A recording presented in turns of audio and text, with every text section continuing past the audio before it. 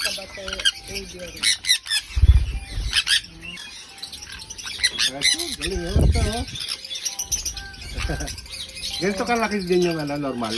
Oo, pare-parehas na sila ng laki. Ang satisfied. Kasi itong San Conyo, medyo mas malaki eh. Nagugulat siya sa dami ng ibon eh. Kaya ako sanay ako sa ibon eh. Kaya tinira yung nunal ko ah. Sakit ah. Natanggal yata yung nunal ko. Eh di hindi naman sakit yung singaw mo, yung nunal mo na ngayon. May singaw ka ba?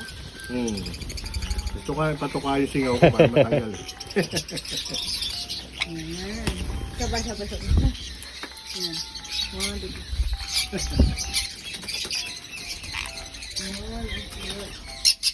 Sige po, maraming salamat sir na tanggalin yung stress namin na nagpunta kami dito. Tanggal yung sakit yung singaw ko ah. Tumingaw na talaga. Gusto ko lang pakut-kut eh. Ay nako, nakakatanggal lang yung stress na oh. Nakakatuwa, anak mo sa likod ko. Aron, yung ano yan. Ang ganda nila, ang dami. Ang ano nito, may naanin yung ibang ibon. Ay, natin naman pag ginagawa niya. Sisipa.